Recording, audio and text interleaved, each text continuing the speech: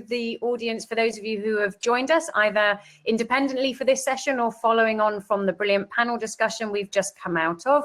Apologies for some of us who joined early or a few technical hitches and glitches in the meantime, such as the joys, and thanks for the team at Beyond for working with us to get us all here safely. So I'm hoping you can hear us all now, and we're going to start on our Q&A session. So we have about 40 to 45 minutes for this panel session, for this Q&A session. Sorry, now my Google speakers started answering back as well. So what I'm going to introduce, for those who weren't in the session before, the three speakers from this morning. And also we've been joined by two others who I understand to have also been doing sessions this morning and are going to be part of the Q&A. Before I do introductions, I'd just like to make the sort of rules of play clear for this session. In the chat function on your screens, you can send direct messages. So if you'd like to ask a question to the panel, please do direct message at Sarah Pepper, and I will pick those up and filter them. I think if there's any questions in the general chat for the space, that the Beyond team are going to be looking at those as well. And we will do our absolute best to make sure we get to all the questions. There's such an experienced group of people here. There's a lot of knowledge in the room to draw on this morning. Okay, so to introduce our panel, I'd like to welcome back our three panelists from the session previously. We've got Theo Jones from Framestore, Academy Award nominated VFX supervisor for Framestore, currently based in the UK, but has worked for the company in locations across the world. Our second panel member is PIPA Bostock, Business and Development Project Manager at Portsmouth University, specialising in creative and immersive XR, and currently working on a significant centre for XR and immersive down in Portsmouth, which will be opening next year. We have Professor Frank Lyons joining us from Belfast, who's a professor of music, but who has done a lot of work and leadership to pull together and connect the creative community in Belfast and the region, working on the Future Screens NI cluster there, and also on a new building that's going to be happening, the Screen Media Innovation Lab, that's going to be happening in the coming years. Okay, and I'd like to welcome two additional panel members. Firstly, Yasmin Najim from Painting Practice, who are actually based in Cardiff. I know Yasmin, as she's done some work with Cluster, one of the organisations that I work with. So very warm welcome to you, Yasmin. Yasmin started working in film and TV after specialising in law. She actually had a legal career before that, and she's moved into the screen industries more recently. She's now studio manager at Painting Practice, who are based at Wolf Studios in Cardiff, where the company is working on projects such as His Dark Materials and Plan V and many others. I know she did a session to talk about that this morning. Warm welcome, Yasmin. Good to see you. And our second additional guest is Finn Ross, who is the creative director and founder of Fray Studio, a multi-award-winning video design studio specializing in live performance. Right up my street. Finn began exploring this emerging world of video design in the early noughties. So I guess he's seen quite a lot of changes and development in that time, working with theatre companies like Complicité and English National Opera and so on. So warm welcome, Finn. And in fact, a warm welcome to all our panel members. The theme of the session this morning, which I'd like to start on, but obviously then opening up more broadly, is looking very much, yes, at virtual production and that environment in the UK, but also globally, what are we seeing? And most importantly, the potential for partnerships and working with industry and academia. So Yasmin, if I may come to you first, as we would like to welcome you to open up some thoughts here. I know that you've done some work with Cardiff University because we've engaged on that so far, but can you tell us a bit about that experience, the good, the bad and the ugly? How did it go? How did it benefit your work and that of Painting Practice? And have Painting Practice had experience of engaging with other academic partners since you've worked there? Well, thank you very much. First of all, the organization of this festival, that is amazing. And thank you, Sarah, for the introduction. So I'm generally pretty honest, and that is something that I took from Dan May, who's Painting Practice director, who's very cynical and honest about all things. So I would say if there was any bad and ugly side of you know, working with academia, I would say it. But honestly, we did not. We had but good things coming out of our collaboration with universities, and in particular, University of South Wales in Cardiff.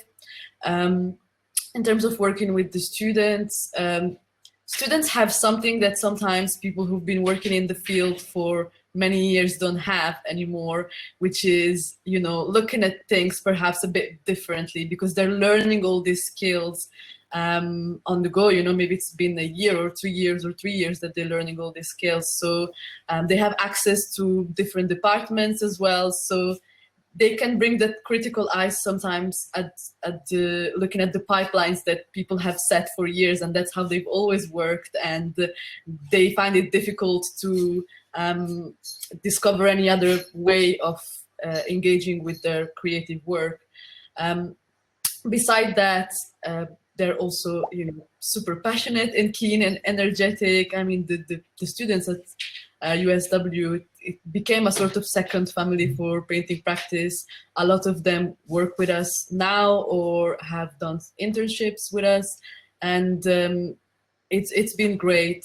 The things that followed through working with USW was also engaging. Thanks to the Beyond Festival, actually, from last year, we've been able to engage with professors and people working in VR in Bath and Bristol as well. So little by little, we're trying to solidify this network of collaboration and cooperation between companies and academia, because especially in the field of virtual production and virtual reality, those two go hand in hand. So it's great to be able to work all together on them. Thanks, Yasmin. I mean, that's a very interesting point to note, isn't it? The role and value and potential contribution that students bring to all our work as an opportunity there. And I know in the projects that we fund at Cluster, we try and encourage student engagement as much as possible. Finn, have you had any experience of working in partnership with universities as well as all these fantastic industry organisations that you've engaged with over the time? We haven't really. I mean, we take not in a sort of direct research project. We definitely always make opportunities for students to come and work as sort of paid internships, particularly with a kind of look to kind of leveling up kind of access to the industry for those who would not traditionally have access. So that's kind of a big part of our mantle at the moment, but not on a kind of active research thing, more in a broadening participation angle to kind of, you know, make the industry more reflective of the kind of society and culture it serves. And Finn, I've got a question here that's specifically for you. So bear with me just whilst I read it, because it sounds like it's got some good meaty bits to it. Jason Kingsley was talking in an earlier session about how technology changes what we use an art form for. So he gave an example of how photography enabled expressionism in painting by removing the need for realistic representation, so allowing us to go inside and explore our phenomenological experience. So the question for you, Finn, is about where do you think virtual production might allow creative practitioners like yourself to go? Sarah, you've just vanished, but I think I can sort of pick up the question there, I think. I think it's an interesting moment that we're at, because we're sort of, oh, you're back. Was there any more to that, Sarah? Sorry, you just vanished just as I think you got to the end of it. No. Can you hear us, Sarah? Can you hear me?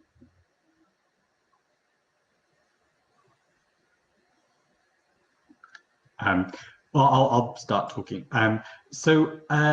I think it's quite interesting, because I think what we're seeing is the kind of barriers between what used to be like music industry, theatre, virtual production, television production. They're all sort of melting a little bit, game industry as well. And it's all sort of blurring into kind of one thing slowly. So we were sort of very much a studio who worked in a sort of live environment, and now we're working in more of a production environment. That may well shift again as time comes, because I think what we have really been doing is learning to kind of adapt our skills to where we find them with the technology. at the time. So I think sort of like the way in which we experience sort of cultural entertainment will shift a little bit, and whether there'll be a sort of broadening out between, you know, if you go to a venue, is just part of the experience purely happening in the venue? Does it happen on the way to the venue? Do you experience part of it at home first? Is there a sort of virtual aspect for those who can't make it? You know, I think it's all going to become kind of delineated and far less about sort of turning up, sitting down, experiencing something, and then going home. I think the opportunities, things like XR and sort of other things are offering us, is much more of a kind of complete experience for the audience member. And you know, kind of, I think on the kind of more creative fringes, we'll find really interesting ways to play with, you know, alternative approaches to sort of storytelling and sort of breaking down that kind of very kind of classic linear kind of play-like narrative into something that the audience member is a bit more able to participate in themselves and you know, find their own experience with. So I think there can be like a sort of increasing personalization to how we sort of experience culture, but without taking away the liveness as well, because I think, you know, I'm actually sitting in a theatre at the moment, as much as well, I'm sitting in a flat, the theatre's down the road, but as much as this conference is about virtual production, I'm actually back doing a real production at the moment, which is also kind of completely fantastic. And I think I'm really interested to see how we can blur those two boundaries together. And we're sort of looking at some projects next year and into the future years about how we can sort of carry that experience from the home to the venue. I was just very envious again. there, Finn, that you may have been in a theatre. I haven't set foot in a theatre for 9 months. It's probably the longest time I've been out of a theatre in my life. So yeah, I enjoy every breath when you walk into that theatre next. I can't wait to do the same. I'd like to talk a little bit about inclusion now and ask the panel their thoughts on this, because I think some of what you were discussing there, Finn, touched on this. You know, and the opportunities for virtual production to give people a way of engaging with the sector, with content, with product, if you like, with services, in a way that perhaps hasn't been available to them. Equality, diversity, and inclusion has been a really key point of discussion during the COVID crisis. It was beforehand. It should have been even more so. I think that what's happened in the last year has just lifted the lid on it in a greater way. Can I have some thoughts, Theo, if I might start with you, about what virtual production in this environment that is being created and this way of working and the potential workflows you talked about that could offer different people different ways of engaging? Yeah, I mean, I think it used to be very much there was a very large barrier of entry to virtual production. You know, you required a lot of tech, you required a lot of bespoke kind of software solutions, etc. That thankfully is becoming a thing of the past. And I think although, you know, virtual production covers a lot of different tools, a lot of different disciplines, a lot of different ways of working, but some of those ways of working certainly have gotten to the point now where I think home users and people without this kind of big infrastructure behind them can start engaging with the VR technology and with shared experiences. You know, things that are shipping natively with Unreal Engine from Epic Games is now kind of getting to a point where you can pick that stuff up and start using it without a big kind of infrastructure behind you. And I think it does open up exciting possibilities for remote collaboration between people and engaging with in our case, kind of CG assets and visual effects assets in a way that wasn't possible before. So I think, thankfully, the barriers of entry are coming down, and I think there will be a democratization of these workflows and practices that really wasn't possible until very recently. Pippa, would you agree with that? Is that what you're seeing from your experiences? Absolutely. It's very much about slowly making these more accessible.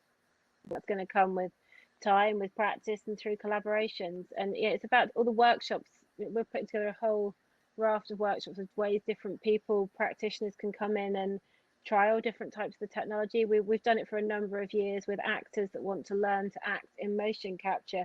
We've done a whole series of workshops with people on that so that they can understand how that technology will affect their practice.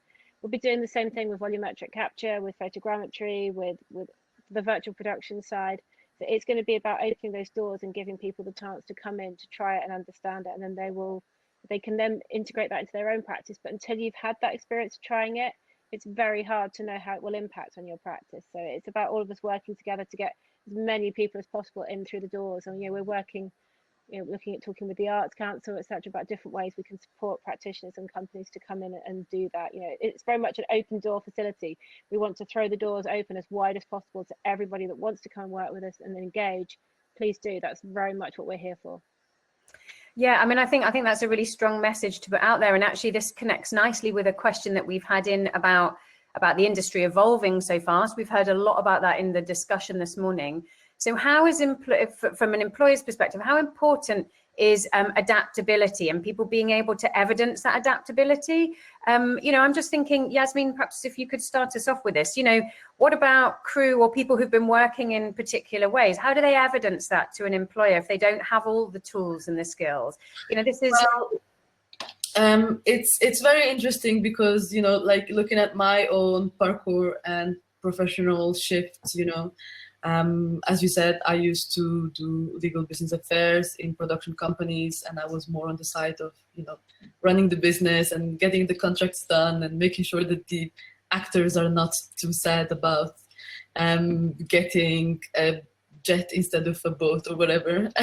And then, I shifted into VFX because that's where I found an interest. I discovered a new interest. And everyone that we work on has very different career paths. And it's something that I personally look at a lot when I read people's CVs. And it's this capacity to be able to adapt, to have a passion that, because there's a difference. I think there are some people who are greatly talented because they love doing animation and that's all they've been doing their life and they're really excellent at it. And they would be good for working on jobs that require animation. However, with VR, every day is, something new happens and, and a part of the app breaks and we have to find out how we could improve the camera work or how we could improve this pipeline. So it requires people to have a lot of critical thinking and this skills of being able to look at things in an innovative way.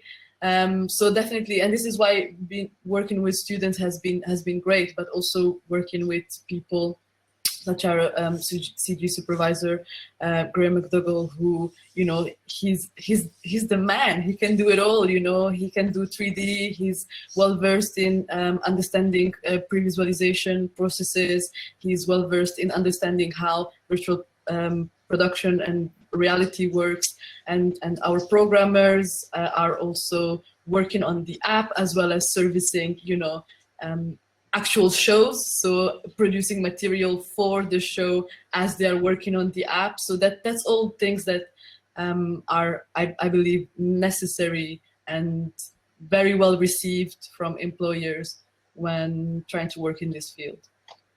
Thanks, Yasmin. Okay, lots of questions coming in here, so I'm keen to try and get to them all. One thing I would like to draw to the attention of the panel next is about the potential environmental sustainability benefits of virtual production. And this question has come from a colleague of mine, Greg Mothersdale, who has a sort of particular interest in develop a specific specialism in sustainability around the production environment. Frank, can you talk up to this first, please, just in terms of when you're thinking about developing a whole new building, how have you thought about this sort of impact, not just for the building, but also, for being able to count and assess and manage the potential environmental impact savings or benefits, if you like, to that facility?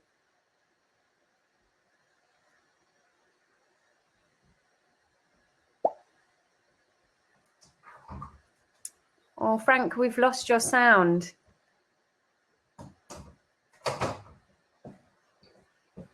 Finn, you work. Can we hear you now, Frank? No, we'll try and keep connecting there. Finn, perhaps if I ask you to comment on that next, then, because you work very much in a production environment. How have you seen the environmental benefits play out in productions that you've worked on? Well, I mean, I think one thing is we've been producing a lot of work that's shooting in America right now, but no one's got on an airplane because, you know, certainly via Unreal Engine, you know, we can sit and we can plot camera moves with someone in LA quite happily. And from that, the sort of era of COVID. Having said that, I do miss traveling and seeing people and all that kind of stuff. So I think it does allow kind of less travel, which is one thing, because travel is certainly something our industry produces lots of. Less construction of sets that will only be used once for kind of corporate things. However, I mean, I think another thing to kind of consider is what the true cost of, you know, the cloud is and how much energy is actually being consumed by the kind of vast data centers that suddenly required to kind of exchange all this information kind of, you know, transcontinentally, transnationally. And, you know, the fact that we have gone to an almost completely kind of cloud-based workflow now, you know, as much as it feels like that doesn't cost anything, it does. Like, it uses a phenomenal amount of energy. And then, you know, the question is, where is that energy coming from? So, you know, maybe while there's less travel, I think there is much more kind of invisible data center work happening that we're probably not really aware of. And I think we shouldn't think that that is the greenest thing in the world. So, you know, while maybe one thing's reducing, another thing's increasing. It'll be interesting to see this sort of, you know, that balance to be studied. Frank, are we connected back to you now? Can you hear us okay? I can hear you. Can you hear me? Perfect, Okay, you're on. Yeah. Any thoughts back. about environmental sustainability contribution with virtual production? Yeah, well, as you can imagine, the scale of what we're talking about, we've had to spend a lot of time working with, you know, Belfast City Council environmental officers, for instance, just on making sure we reduce carbon footprint and so on. But as Finn said, there are very obvious advantages to virtual production approaches, as we know, that have been highlighted, particularly around COVID, in terms of, you know, less travel and so on. But I think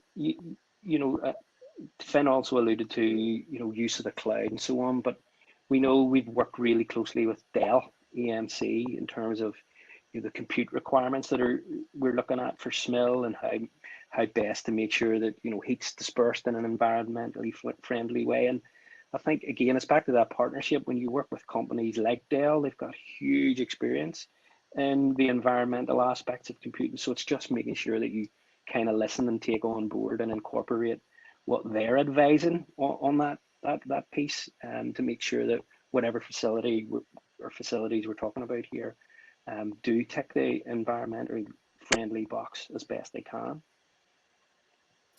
Okay, so we just had a question now about, thanks Frank, we just had a question now about key research priorities in this area. I mean, we just touched on environmental sustainability. I think that's probably certainly one that needs some further consideration. We've talked about inclusion. So the question here from Declan, what are the key research priorities in this area that universities should focus on to support the growth in virtual production? And actually, I'd like everybody on the panel to address this, because I think you'll have a different response. And it's not just about universities deciding what those research priorities are. We've already talked this morning about the importance of research priorities also being informed and led by industry. So if we could start, Theo, with you, and I'll work my way around the panel. Some thoughts on research priorities to look to the future. Yeah, there's a number of things. I mean, I think research that can move us away from the large footprint that's currently needed for some of the virtual production infrastructure. You know, I'm thinking the large mocap stages. There's some very interesting research around machine learning for solving mocap that doesn't require all these kind of large motion capture facilities. I think moving past the actual kind of technological challenges of the capture onto solving the problems of the creative decision making and how those kind of decisions get disseminated out to a larger crew to actually kind of do the work that's needed. I think there's some very interesting research going on around using machine learning for facial capture. Obviously, machine learning and AI is a very big growth area at the moment and shows huge potential in a number of different areas that relate to virtual production. So I think there's already some great research out there, but I think it's still in the kind of you know, there's getting that research out of the theoretical and into the practical. I think there's still a lot of work to be done in that area. So I think there's a number of exciting possibilities, but I think kind of what I would love to see is a move away from the kind of large infrastructure into kind of getting a more nimble approach, and I think there's a lot of exciting possibilities around research in that area. Thanks, Theo. Pippa, over to you. Thoughts on research priorities to focus on with VP in mind here? I think there are so many possibilities, but the one that stands out for me is bringing the different disciplines together and bringing the learnings from one to bear on virtual production. I think we need to look at all the different ways in which we can become more agile. It's one of the reasons we've created a strategic partnership with White Light rather than just buying a smart stage from them, because we all need to work together for this to be feasible and for it to work in the long term. In terms, it was interesting you mentioned about the data storage and the cloud processing. The amount of work we had to put into getting the computing and the memory storage right for CCIXR was just incredible, because you are transferring huge amounts of data, and we wanted to move away almost from that cloud storage. Even with our volumetrics, we process and render all our data in-house. Nothing goes to be rendered off-site. So just getting all of that right and sharing those workflows. We're very much open to sharing everything we're doing. This is about being a showcase and demonstrating to people how it can work. And that's what we need to do. There's a lot of amazing work being done behind closed doors. And obviously a lot of that is for NDA reasons and commercial sensitivities. But places like ourselves as universities, it's about sharing that and educating the future generations. If we don't grow the future generations, the growth in the creative industries is going to stop. And Frank said a very similar thing earlier on, but it's at the heart of our business case for CCIXR. I'm sure it's at the heart of what Frank and his team are doing. There's so many similarities. I've already been talking to a number of the team in Northern Ireland about how we can hopefully link the two together in the future and work together on this, because it makes so much sense. That would be a real advantage for the UK, wouldn't it? It would be great to see that happening. Yasmin, what do you see at Painting Practice? What areas are you coming across as a business making on a regular basis? I watched his Dark Materials this weekend. Congratulations on that fantastic piece of work. Maybe talk a bit around Plan V, or what areas do you see real potential for research to push what you're doing or to inform what you're doing in the future there? Theo and Pippa brought up many of the things that I was going about. I think, as Pippa said, collaboration is essential to the industry moving forward. Without people sharing information, without people being able to freely collaborate, then you just have all of these different companies working on these tools by themselves, and perhaps moving all at the same time, and some might have answers to others companies' questions and vice versa.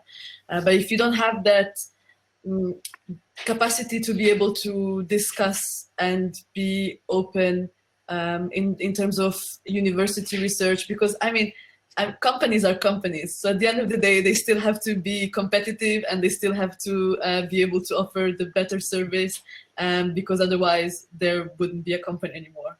But university has this great advantage of not working in this type of model, of being there truly for the sole purpose of research. So they should, I think it's essential, and a lot of universities are already doing a great job at it. But it is essential that we keep pushing and sharing information, that the information are public, that that they're advertised, that there are events. Epic, although it is a company, Epic Games, who runs Unreal, works a lot on this type of model of not copywriting so much things, so that people are able to take them over and do their own work and produce something even greater. So definitely, I think that universities should keep investing in research, and they should invest in being able to distribute this research among them. Frank, I saw you nodding a lot there. Would you like to come in and add something to that? Yeah, I agree with everything that's been said so far, and I do work with Declan Keeney, who asked this question, and I know Declan has some fantastic ideas about where the research needs to lie. But I think what you've said, what the universities can bring to the table is this emphasis and focus now on an open research culture, which of course has been driven by the funding bodies to make sure that public money is spent to the greater good of society and so on. So that open research culture, I think, will be useful in breaking down that obsession with NDAs and so on. And of course, companies have to make money, but it really does stunt the growth and the dissemination of best practice, which leads to constant duplication of resource. And I think the other piece that a university can bring to the table is this focus on multi and interdisciplinary working. And I think, you know, PIPA's already referred to that, but in our university, for instance, we've got really key strengths in intelligent systems and robotics. And we all know that, you know, micro robotics are one key area that we're looking at in the virtual production pipeline. So, you know, bringing a wider group of disciplines together and expertise from those disciplines are really absolutely key, I think. Thanks, Frank. So, you know, and clearly this panel is made up of people who firmly believe in the value, good and contribution of virtual production. Why wouldn't we be with a panel of this kind? But there's a great question here, which is about different levels of decision makers engaging with virtual production from the outside rather than the in. And the question is about who still needs educating and convincing about the value of virtual production. Thinking producers, commissioners, the whole environment. Who still needs to be brought on board and convinced in what way? So Finn, would you kick us off with that? Quite a good meaty one, that one. Yeah, I mean, one part of our work with XR has been trying to kind of define what it is to help producers and sort of lay people understand what it is and where it can lead them. And I think the place where we find the most problem is with producers. I think creative directors within companies know exactly where they want to go, but it's those people who actually hold on to the purse strings, understanding, you know, the clear kind of financial benefits of sort of working in a virtual production model can bring to them is not quite there yet. Also, like, to some extent, we've discovered camera people sort of not really kind of grasping that maybe the camera is actually seeing things to, you know, at the very end of the chain of things, but that aren't necessarily in front of it, and sort of finding better ways to help them kind of see. And I think from our experience, we definitely feel the problem is at the top of the chain. And you know, I think lots of people are doing kind of lots of efforts to kind of demystify things and make things clearer, but I think there can still be further to go there. Theo, do you experience any of that, or by the time people connect with your organization, with Framestore, are they kind of over that hurdle? Do you see any of that potential? It's not conflict really, is it? It's just mismatch. It's just sharing knowledge. It's still everybody coming to the same sort of place. Do you see any of that in your work? Yeah, an enormous amount, to be honest. I mean, it's a big change for people, and I think a lot of creative filmmakers aren't interested in technology particularly, and I think we need to get to a point where we move past the technology and they can start seeing it purely as a creative tool. And I think as the technology has been maturing, that it hasn't always been very easy to hide the technology, you know, and to kind of to push it to the background, because it's, you know, it's been very much at the forefront of this. And I think we are getting to a point now where we can start to convince people that actually you don't need to worry so much about the tech. It's about what the tech can do for you, and it's a means to an end. But I think that absolutely that's still a process of education and kind of selling people a little bit on that idea. And, you know, it is a big change in the way filmmaking. I mean, it doesn't have to be. In some ways you can use virtual production within a very much traditional film workflow, but there's certain things, if you look at the Mandalorian style workflow, for example, where you've got the LED screens, that's a huge shift in production. You know, it's a big change for people. You have to do a lot of your content creation much earlier in the process. You have to do it before the shoot, whereas, you know, so a lot of the decision making has to shift to before the shoot. And that's a major shift for productions who are used to making a lot of those decisions after the shoot, and are used to a lot of their budget and spend coming after the shoot, and you're trying to persuade them to move a lot of that spend and that decision making before the shoot. You know, that's not an easy switch for people to make. And so I think it's still very much a process that we're going through, and I think you know, we're seeing an increase in understanding and education, but we're not there yet with a lot of people. Yeah. Okay, I think we've got time for one or two more questions. So we've had a couple of questions about costs of sort of setting up these centres, this infrastructure. So perhaps Frank and Pippa, if you would be able to divulge anything around kind of cost and scale of the facilities that you're setting up, It'd be great if you might be able to share that. I don't know who wants to go first. Frank, perhaps? Yeah, I'm happy to, yeah, because I saw a question in the sidebar. In terms of the equipment budget for SMIL, obviously there's huge expense in the LED screen estate in particular for, you know, a virtual production stage on the scale that we were thinking of. But in terms of like just pure equipment costs, we're looking at between 17 and 18 million pounds just to kit out. You know, that's not the building, that's not the fit out, that's just equipment. So it can be hugely expensive. But of course, you know, Ben Grossman, who we've worked with on a lot of what we're doing, has made a key point. As with most new technologies, things will become more accessible in terms of cost, and the fact that, you know, we've made the point already that young people are, you know, have the capacity to at least start to touch base with this kind of technology in their bedrooms, you know, whether it's through iPads or, you know, just the kind of LED screens that are fairly widely available. But I think to go to that sort of globally relevant level that we're talking about, it's hugely expensive and probably impossible to realize without an intervention like Belfast Region City Deal funding, for instance. Pippa, do you have anything to add from the perspective of the centre that you're developing?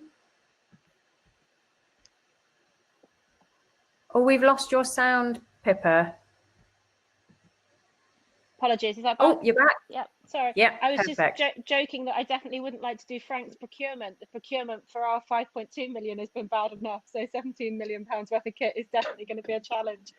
Ours is similar in that the vast majority of our expenses are kit. 4 million pounds of ours is the kit, and I would say, you know, our virtual production is well over £1 million of that, so it is not accessible to the vast majority of budgets, but that's why we're doing it. That's the point. The same way as Frank, we're doing this so that other companies and other things can come in and understand it and try it and use it.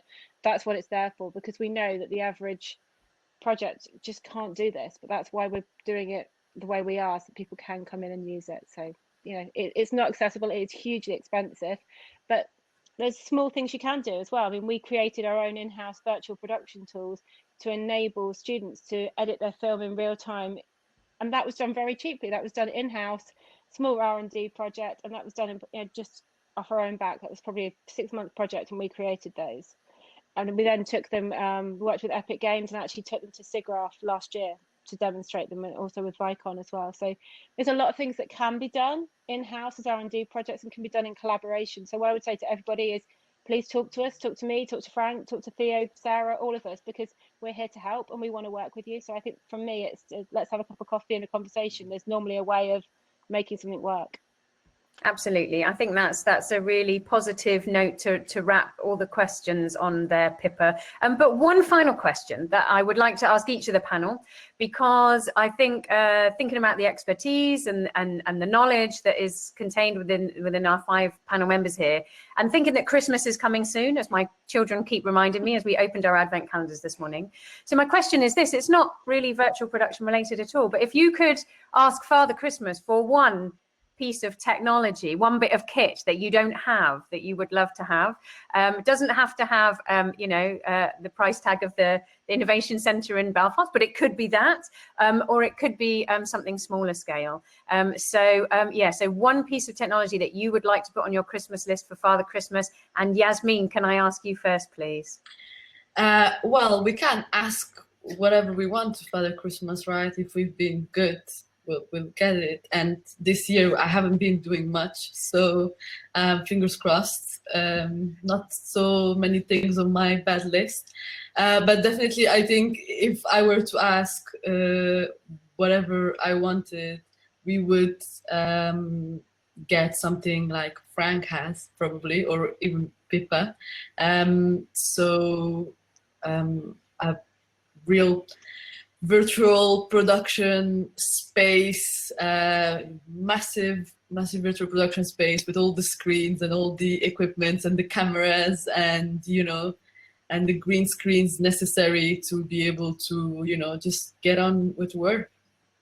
Okay, thanks for that, Yasmin. We're working on that for Cardiff. It is a seed of an idea, but more on that another time.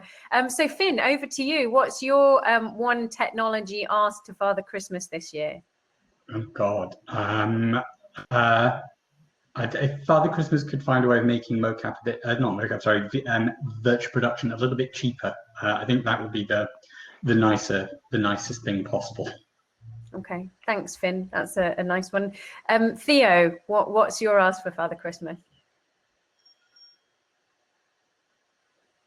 Oh, we've just lost your sound, Theo. Yeah, it's a tricky one to answer. I mean, I kind of agree with Finn that I think all of this kind of cheaper and more accessible to people would be the thing that I think I would wish for. I think there is still the types of investment that the guys have just been talking about that's necessary. I think if we could make all of that cheaper and easier for people to access, I think that would really, I agree with Finn that I think that would be something that would be really fantastic for people rather than currently having to have that huge investment behind it. Thanks, Theo. Appreciate that. Pippa? It's really hard because we've just kind of honestly just finished the biggest wish list ever. But I think for me, my eyes are set to the future, to the headsets that we can't get our hands on at the moment. So Apple glasses are probably, if Father Christmas could just drop a pair of those to me, that would be really great. I'm sure you've been very good this year, Pippa, so I imagine that is totally possible. And Frank, finally, over to you, please. And for me, I suppose it's not a specific piece of kit, but I think for me, I would ask for a positive response to the business case that we've just submitted with as few amendments as possible. Okay. Good luck with that, Frank. I'm sure, you know, I wish that for you too. And thanks to all the panel members for joining in the Q&A. Thanks to the audience for submitting your questions. Appreciate beyond conference gathering together this kind of expertise.